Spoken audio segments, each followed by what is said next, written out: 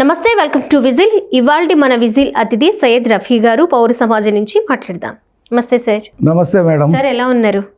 బాగున్నానండి. సార్, నిన్న జోగి రమేష్ గారు కోడలు మేఘన ఏదైతే ఎఫ్ఐఆర్లో పొందుపరిచిన అంశాలకు సంబంధించి ప్రెస్ మీట్ పెడతారు అని అందరూ ఎదురు చూస్తారు.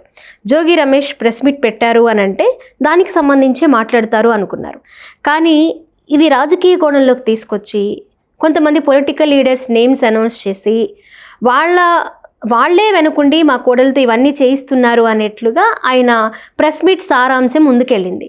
ఎలా చూడాలి? ఈరోజు కోడలు మేఘన కూడా ప్రెస్ మీట్ పెట్టి అన్ని విషయాలు నేను ఎఫ్ఐఆర్లో పొందుపరిచినప్పటికీ వివరంగా ఆమె ఒక్కొక్క మాట, ఏమైతే ఆమెకు అన్యాయం జరిగిందో, కుటుంబాన్ని ఎలా ఇబ్బంది పెట్టారో, ఒక ఆడపిల్లానికి కూడా చూడకుండా తన జీవితాన్ని నాశనం చేశారు, హిందువులని పెళ్లి చేసి మోసం చేశారు అని చెప్పి, ఇంట్లో పూజ చేసుకుంటే ఒప్పుకోలేదని, గృహహింస చేశారు అని, అదనపు కట్నం వేధింపులు చేశారని, ఇలా రకరకాలుగా ఆమెను మానసికంగా శారీరకంగా కూడా హింసించి కొన్నిసార్లు చంపడానికి కూడా ప్రయత్నించారన్నట్లుగా ఆవిడ చాలా డీటెయిల్డ్గా ప్రెస్ మీట్లో మాట్లాడడం జరిగింది.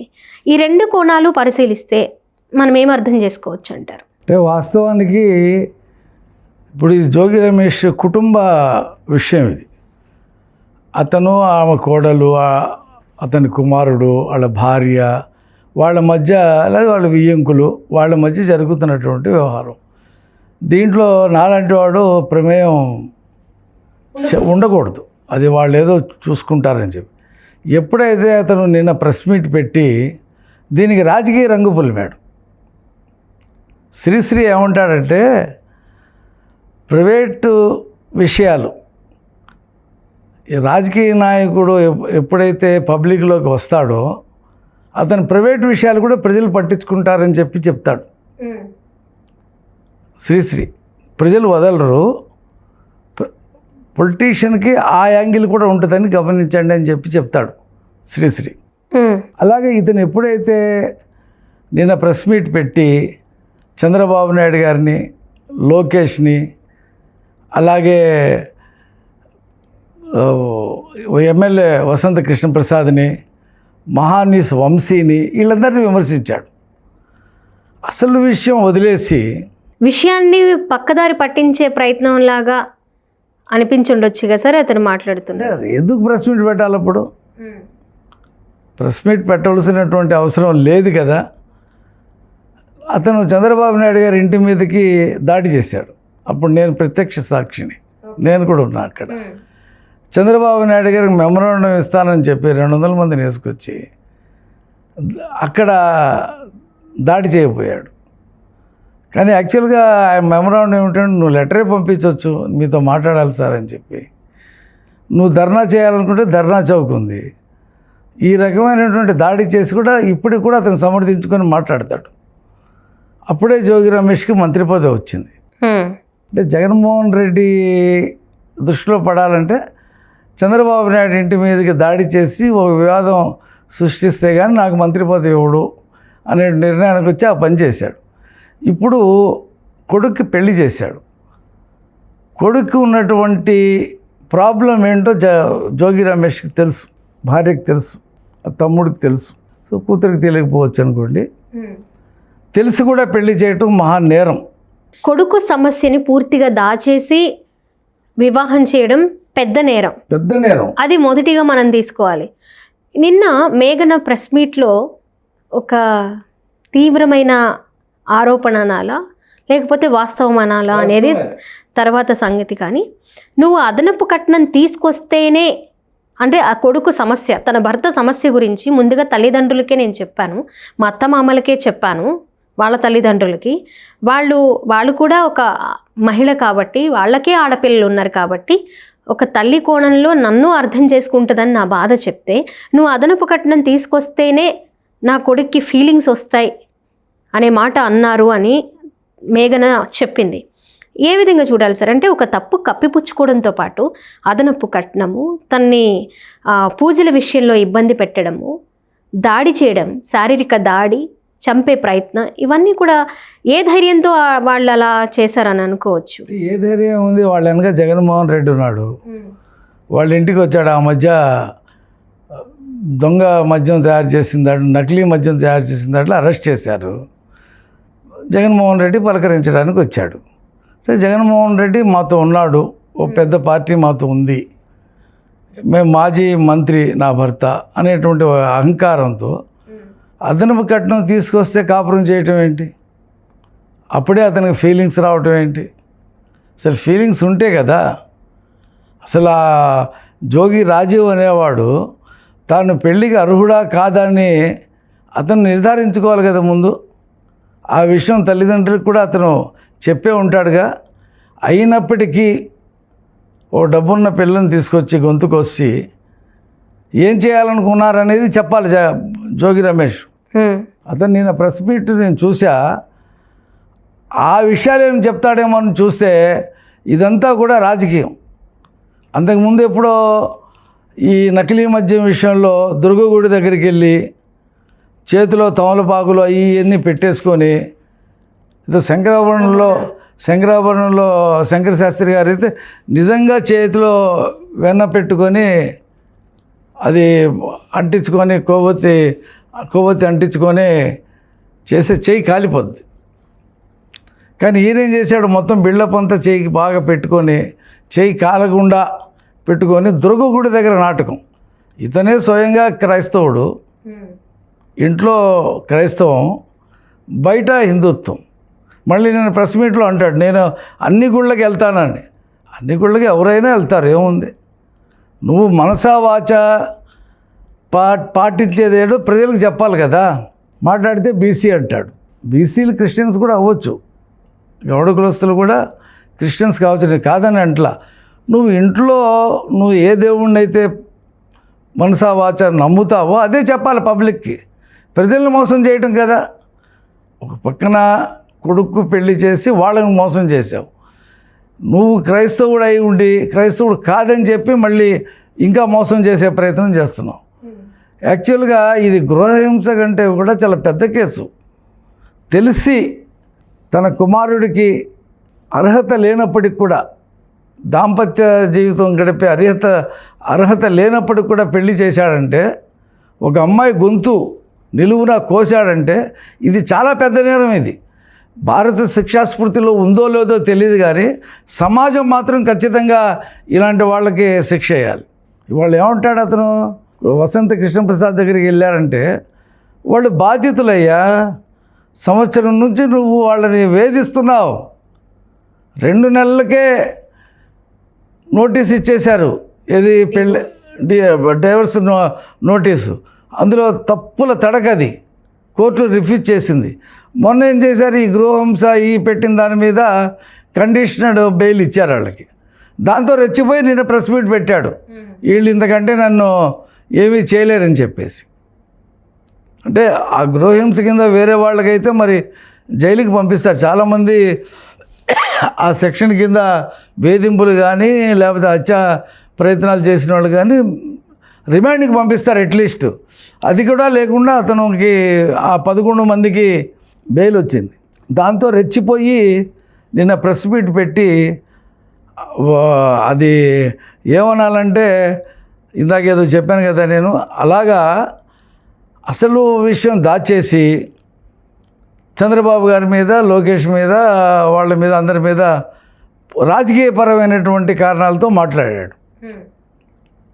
దీన్ని ఖచ్చితంగా ప్రజానీకం గుర్తెరగాల. నేను జగన్మోహన్ రెడ్డిని ఒకటే అడుగుతున్నా. ఎందుకు అడుగుతున్నానంటే, కారుమూరి నాగేశ్వరరావు 200 కోట్లు ట్రాన్స్పోర్ట్లోనే మద్యంలో కొట్టేశాడనేది ఈడీ తెలిసింది. అతన్ని అంతకుముందు వాళ్ళ కుమారుడిని, అది ఏలూరు ఎంపీగా పోటీ చేశాడు అతను, వాళ్ళ కుమారుడు. అతన్ని కూడా అరెస్ట్ చేశారు, ఇతన్ని కూడా అరెస్ట్ చేశారు. బీసీలను అరెస్ట్ చేసేస్తున్నారు అని చెప్పేసి గగ్గోలు పెట్టినటువంటి జగన్మోహన్ రెడ్డి గారు, మరి మేఘన అనే అమ్మాయి బీసీయే కదా, ఆ బీసీ అమ్మాయి నాకు అన్యాయం జరిగిందని చెప్పి ఏకరువు పెడుతుంది కదా, పెళ్లి పేరు మీద నా జీవితాన్ని మోసం చేశారని చెప్పి కన్నీళ్లు పెడుతుంది కదా, నీ దగ్గర కూడా వచ్చింది కదా, మీ ఆఫీస్కి సజ్జల దగ్గర కూడా వచ్చింది కదా, అక్కడ ఏదో పంచాయతీ అన్నారు కదా, అది కూడా చేయలేదు కదా, మరి నువ్వు ఓదార్చవలసింది ఎవరిని? బీసీ అమ్మాయి, నీకు కూడా 2 ఆడపిల్లలు ఉన్నారు. జోగి రమేష్ కూడా ఒక ఆడపిల్ల ఉంది. ఏ ఆడపిల్ల జీవితం ఇలాగా అన్యాయం అయిపోవాలని కోరుకోరు కదా, నరకూపంలోకి వెళ్ళకూడదు కదా. ఆ అమ్మాయి బతుకు ఏమైపోయింది, వాళ్ళ రోడ్డుని పడింది కదా. మరి నువ్వు జోగి రమేష్ని పార్టీ నుండి సస్పెండ్ చేయాలి కదా. నువ్వు ఈ రకంగా నియోజకవర్గ ప్రజల్ని క్రిస్టియన్ అయి ఉండి హిందూ అని చెప్పావు. హిందూ అమ్మాయి ఇంట్లోకి వస్తే ఇంట్లో హిందూ పూజ చేయడానికి అవకాశం లేదని నీ భార్య ఆంక్షలు పెట్టింది. ఇంట్లో రామయ్య వీధిలో కృష్ణ అనే సినిమా చూసాం. ఇంట్లో క్రైస్తవుడు బయట హిందువా? ఈ రకమైనటువంటి డబుల్ స్టాండర్డ్ నేతల్ని నువ్వు ఎలా సమర్థిస్తావు? క్రిస్టియన్ అయితే క్రిస్టియన్ అని చెప్పుకోవచ్చు, తప్పే ఉంది. క్రిస్టియన్ అయినా, ముస్లిం అయినా, జైన్ అయినా, సిక్ అయినా, హిందూ అయినా, ఎవరైనా రాజకీయాల్లో ఉండొచ్చు. సార్, మీరు అన్న మాటని నేను మీతో పాటు నేను కూడా ఏకీభవిస్తున్నాను. అక్కడ వ్యక్తులు, పార్టీలు పక్కన పెట్టేస్తే బాధితురాలు ఒక మహిళ, నాకు సమస్య వచ్చింది, నేను ఇబ్బందులు పడుతున్నాను, నన్ను హింసించారు, నన్ను వేధించారు, నా కుటుంబాన్ని ఇబ్బందులు పాలు చేశారు, అవమానపరిచారు అని రోడ్డు మీదకు వచ్చినప్పుడు ఖచ్చితంగా పరామర్శించాలో, ధైర్యం చెప్పాలో, ఆ సమస్యకి కారణాలు ఏంటి అనేవి ఖచ్చితంగా ప్రతి ఒక్కరికి, అంటే మీ పార్టీలో ఉన్న కుటుంబంలో ఈ సమస్యలు ఎదురయ్యాయి కాబట్టి ఖచ్చితంగా పరామర్శించాల్సిన బాధ్యత, ధైర్యం చెప్పాల్సిన బాధ్యత, సమస్య ఎక్కడి నుంచి మొదలైందో తెలుసుకునే బాధ్యత జగన్మోహన్ రెడ్డి గారికి ఉండాలి. సో అది కాదని ఆ విషయం గురించే మాట్లాడకపోవడం. జగన్మోహన్ రెడ్డిది ఎలా ఉందంటే, సిదిరి అప్పలరాజు బీసీ మత్స్యగారి కుటుంబానికి చెందినవాడు అంటాడు. చనిపోయినటువంటి దానయ్య బీసీ, అతను 40 సంవత్సరాలే చచ్చిపోతే ఏంటని అంటాడు. 40 సంవత్సరాలకే చచ్చిపోతే ఏంటని చెప్పాడు. మరి ఆయనకి 50, సజ్జలకి ఎంత అంటే 45కే చచ్చిపోవాలి అందరూ. అతను బీసీ యాదవ్ కులానికి చెందినవాడు. మరి ఇక్కడికి వచ్చేటప్పటికి జోగి రమేష్ బీసీ, కారుమూరు నాగేశ్వరరావు బీసీ. ఇక్కడ బీసీలకి అన్యాయం జరిగిపోతుంది, అరెస్ట్ చేసేస్తున్నారని చెప్తాడు. మరి ఈ అమ్మాయి కూడా బీసీగా, మేఘన కూడా బీసీ, చిన్న అమ్మాయి, ముక్కుపచ్చలారని అమ్మాయి, ఎన్నో కలలు కానీ పెళ్లి చేసుకున్న తర్వాత నా జీవితం ఎలా ఉంటుందని చెప్పి రంగురంగుల కలలు కానీ ఉంటుంది కదా, దాన్ని చిదిమేశాడు కదా జోగి రమేష్. మరి జోగి రమేష్ నువ్వు ఎలా భరిస్తున్నావయ్యా? నీ పార్టీకే పెద్ద మచ్చ కదా అతను. ఒక ఆడపిల్ల జీవితాన్ని గొంతు కోసి చంపినటువంటి జోగి రమేష్ నువ్వు ఎలా పెట్టుకుంటావు పార్టీలో? గోవా తీసుకెళ్ళి తోసి చంపేయాలని చెప్పి అనుకున్నారు, ఇంట్లో దిండ్లు పెట్టి చంపేయాలని చెప్పి వేడుకొని ఎలా బయటపడింది. సంవత్సరం నుంచి ఆ కుటుంబం, వాళ్ళ తల్లిదండ్రులను కూడా చూశాను నేను. ఎందుకు వస్తారండి ఎవరైనా రోడ్డు మీదకి పెళ్లి చేసిన తర్వాత? ఇంకా ఆశ ఏంటండి? నువ్వు మంత్రిగా బోళంత సంపాదించావు, ఎమ్మెల్యేగా సంపాదించావు, నకిలీ మద్యంలో సంపాదించావు, కట్నం పేరు మీద బోళంత డబ్బు తీసుకున్నావు. ఇంకా కట్నం తీసుకురా అంటే మరి ఆ కోర్టులు, ఆ చట్టాలు ఏం చేస్తున్నాయో మనకు అర్థం కావట్లా. వాళ్ళ ఆక్రందన, వాళ్ళ గోడు ఎవరు పట్టించుకుంటారు ఈ సమాజంలో? ఈ రకంగా ఆమె జీవితాన్ని తుంచేశారు, డబ్బులు తీసుకున్నారు, బంగారం తీసుకున్నారు, ఇంకా ఏదో కార్లు గీర్లు తీసుకొస్తే అతను కాపురం చేస్తాడంట. సంవత్సరం నుంచి మేము వైద్యం చేయిస్తున్నాం, ఆ వైద్యం అయిన తర్వాత అతనికి ఫీలింగ్స్ వస్తాయి, నువ్వు డబ్బు తీసుకొస్తే ఇంకా బాగా ఫీలింగ్స్ వస్తాయని చెప్పి వాళ్ళ అమ్మాయి అత్త, అదే జోగి రమేష్ భార్య శకుంతల చెప్పిందంట. ఏంటి ఇది? అసలు ఇది ఎంత జుగుప్సాకరంగా ఉన్నాయండి ఆ మాటలు. అసలు ఎక్కడైనా ఒక రాజకీయ నాయకుడు ఇంట్లో ఇలా జరగటం అని మనం ఊహించామా? ఇప్పుడు 4 గోడల మధ్య జరిగే విషయం ఇది రోడ్డు మీదకి ఎందుకు వచ్చింది? నువ్వే చేసావు అది. ఇప్పుడు పిల్లిని తలుపులేసి 4 గోడల మీద బంధించి కొడితే అది ఒకేసారి మీద పడి కళ్ళు పీకేస్తుంది. ఆ చీకట్లో కనిపించే కళ్ళే దానికి పీకేస్తుంది వచ్చి. నువ్వు ఆ అమ్మాయిని టార్చర్ పెట్టేశారు మీరు అన్ని విధాల. అందుకని ఆ అమ్మాయి బయటకు వచ్చింది. ఎమ్మెల్యే దగ్గరికి వెళ్ళి నువ్వు ఒకసారి వెళ్ళిందని చూపించావు వీడియో వేసి, 2 సార్లు వెళ్ళానని చెప్పి ఆ అమ్మాయి వాళ్ళ ప్రెస్ మీట్లో చెప్పింది. కాబట్టి వెళ్ళటం తప్పేంటి? నువ్వైతే సజ్జల దగ్గర తీసుకుని వెళ్ళొచ్చా? సజ్జలు ఏమైనా హైకోర్టు జడ్జా ఆయన తీరు చెప్పడానికి? ఆయనకైనా భారత శిక్షాస్మృతిని మొత్తం వంట పట్టించుకొని ఆయన బ్రహ్మాండమైనటువంటి తీర్పులు పెదరాయుడా? మరి అక్కడికైతే వెళ్ళొచ్చు. వసంత కృష్ణప్రసాద్ దగ్గరికి సహాయం చేయండి, నువ్వు ఏం చేస్తావో తెలియదు కదా, 2 సార్లు చంపబోయావని చెప్పి వాళ్ళు భయపడుతున్నారు కదా, నువ్వు ఏం చేస్తావు అని చెప్పి భయపడి అవతల పవర్ సెంటర్ దగ్గరికి వెళ్ళింది. తప్పేంటి దాంట్లో? వెళ్ళటంతోనే అతను ఏమైనా వీళ్ళకి అభయం ఇచ్చేశాడా? అతను కూడా వింటాడు. పక్కన కోర్టులు ఉన్నాయి. వసంత కృష్ణప్రసాద్ మాత్రం ఒక పెద్దరాయుడిలాగా ఒక తీర్పు చెప్పేస్తాడా ఏంటి? వెళ్తారు ప్రజలు, ఎంతోమంది ప్రజాప్రతినిధుల దగ్గరికి వెళ్ళి మాట్లాడుతూ ఉంటారు. కాబట్టి జగన్మోహన్ రెడ్డి డబుల్ స్టాండర్డ్స్ మానుకోవాలి. నీ పార్టీలో వాళ్ళు జరిగితే బీసీలు, అవతల వాళ్ళు జరిగితే ఓసీలు. ఇప్పుడు ఆ అమ్మాయి ఓసా? ఏమండి, ఇప్పుడు మేఘరాని నువ్వు పిలిపించి మాట్లాడాలి కదా, అది జోగి రమేష్ను కూడా పిలవాలి కదా, నువ్వు పిలిచి ఆ వ్యవహారం సెటిల్ చేయాలి కదా. ఒక మాజీ మంత్రి, నీ పార్టీలో కీలకమైన నాయకుడు ఈ రకంగా ఒక కుటుంబాన్ని టార్చర్ చేసి ఒక అమ్మాయి జీవితాన్ని నాశనం చేస్తే నువ్వు ఎలా నోరు మెదపకుండా ఉన్నావు? ఇవాళ కూడా ప్రెస్ మీట్లు ఏదో పెడతాడు కదా, వరుస ప్రెస్ మీట్లు. మరి సూపర్ 6లో ఈ అమలు జరపలేదు, ఈ అమలు జరపలేదు, వీళ్ళకి మోసం చేశారు, వాళ్ళకి మోసం చేశారని రోజు చెప్తూ ఉంటాడు. మరి మా పార్టీ నాయకుడు ఈ రకంగా కుటుంబాన్ని, ఒక ఆడపిల్ల జీవితాన్ని అన్యాయం చేశాడని చెప్పేసి నువ్వు 2 ఆడపిల్లల తండ్రిగా ఆయన ఫీల్ అయ్యి నేను జోగి రమేష్ని సహించిన నా పార్టీ నుండి తీసేస్తున్నానంటే శభాష్, నిన్ను మెచ్చుకుంటారు. ఓహో, మహిళల పట్ల అట్లీస్ట్ ఆ అమ్మాయి మేఘనని పిలిచైనా మాట్లాడే ప్రయత్నం చేయలేదు జగన్మోహన్ రెడ్డి గారు. చేయాలి కదా, అందరినీ పిలిపించుకొని మాట్లాడతావు కదా. చంద్రబాబు గారి పాలనలో అన్యాయమైన వాళ్ళు వచ్చి నీ దగ్గర చెప్పుకుంటూ ఉంటారు కదా, నువ్వు చెప్తావు అన్యాయం అయిపోయిందని చెప్పేసి. నువ్వు పిలిపించాలి, ఈ పాటికే పిలిపించి మాట్లాడి నేను నీకు న్యాయం చేస్తానమ్మా అని చెప్పి చెప్పాలా. చెప్పకుండా మా పార్టీలో ఉండి ఏం చేసినా సరే ఓకే, నా బీసీలు, నా ఎస్సీలు, నా ఎస్టీలు, నా మైనార్టీలు అంటావు. ఒక బీసీ అమ్మాయికి, బీసీ కుటుంబానికి అన్యాయం జరిగితే మాత్రం నోరు మెదపవు. ఇది కరెక్ట్ కాదు జగన్మోహన్ రెడ్డి గారు.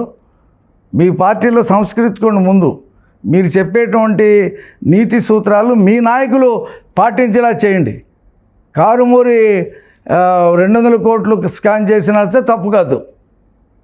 తమరు లక్షల కోట్లు చేస్తున్నారు కాబట్టి వీళ్ళేదో చిన్న చితగా లాగారు కాబట్టి మీరు వాటిని పట్టించుకోరు. అంతవరకు చెప్పండి. అతను బీసీ అని, బీసీ ప్రతి చోట అదే కాదా? కాబట్టి ఈ జోగి రమేష్ చేసినటువంటి అరాచకానికి, జోగి రమేష్ చేసినటువంటి తప్పుకి ముందు ప్రజలకి జవాబు చెప్పాల్సింది జగన్మోహన్ రెడ్డి. బాధితురాలు ఎవరైతే ఉన్నారో మేఘన, ఆమె ఇంతకుముందు మనం చెప్పుకున్నట్లు గృహహింస పెట్టింది, చంపబోయారని చెప్పింది, భర్త వీక్నెస్ చెప్పింది, అత్తమామల వేధింపు, కుటుంబాన్ని ఇబ్బంది పెట్టారు, తల్లిదండ్రులు ఇబ్బంది పెట్టారు, మతం దగ్గర అబద్ధం చెప్పారు, ఇలా అన్ని కోణాల్లో తనని మోసం చేసి ఇప్పుడు రోడ్డు మీదకి వచ్చి ఆమె ప్రెస్ మీట్ పెట్టాలి. ఒక మాట అంది, ప్రెస్ మీట్ పెట్టాలని, పోలీస్ స్టేషన్లకు వెళ్ళాలని ఎవరైనా అనుకుంటారా అని. నిజంగా ఆ అమ్మాయి వేదన, బాధ అర్థం చేసుకొని న్యాయ వ్యవస్థలు కూడా త్వరగా దోషులకి, వాళ్ళకి ఏ విధంగా ఆ అమ్మాయికి న్యాయం జరగాలి, దోషులకి ఏ విధంగా శిక్ష పడాలి, ఈ రకంగా స్పీడ్గా జరగడం కొంచెం కష్టమే. ఎందుకంటే అన్ని కోణాల్లో విచారణ జరగాలి కాబట్టి. తను కూడా అదే మాట అంది, ఆలస్యమైనా నిజం గెలుస్తుంది అని నేను నమ్ముతున్నాను అని. అంటే ఆ అమ్మాయి కూడా ఇంకోటి అంది, ఇది వేగంగా జరగాలి, ఇది దీనికి ఫుల్ స్టాప్ పడాలి, నేను ఇంకో కొత్త జీవితం ప్రారంభించుకుంటాను, నాకు హక్కు ఉంది కదా పుట్టినందుకు, నేను వీళ్ళ చుట్టే తిరగాల్సిన అవసరం లేదు కదా, దీనికి ఒక ఎండ్ కార్డ్ పడిన తర్వాత ఆమె కొత్త జీవితం ప్రారంభించుకుంటుంది. విచారణల పేరుతో, ఎంక్వైరీల పేరుతో కాలయాపన చేస్తే అవతల అమ్మాయి జీవితం నాశనం అయిపోతుంది కదా. ఆల్రెడీ నాశనం అయిపోయిన జీవితాన్ని సరి చేసుకోవాలని ప్రయత్నిస్తుంది. ఎవరైనా ఊహించుకుంటారు కదా, ఎవరైనా కాంక్షిస్తారు కదా, అదే అమ్మాయి కూడా కోల్పోయిన జీవితాన్ని తిరిగి తెచ్చుకోవాలంటే త్వరగా జరగాలి. ఇప్పుడు మనం కూడా ఎందుకు డిస్కస్ చేస్తున్నాం, ఇలాంటిది ఎవరు కూడా దాచిపెట్టి తన కుమారుడికో లేదా తన కుమార్తెకో ఏదైనా లోపాలుంటే దాచిపెట్టి పెళ్ళిళ్ళు చేసి వాళ్ళ గొంతులు కోయవద్దు. మీ రాజకీయ కాంక్షల కోసం వాళ్ళ దగ్గర ఆ డబ్బులు బంగారాలు దోపిడీ చేయకండి, నిజాయితీగా బతకండి, చనిపోయిన తర్వాత ఎవడు కూడా ఏమీ తీసుకెళ్ళట్లేదనేది గుర్తించండి, నిజాయితీగా బతకండి అని చెప్పడం కోసమే మన ఇద్దరం ఈ డిస్కషన్ చేసాం. Yes sir, 100%. Thank you so much sir.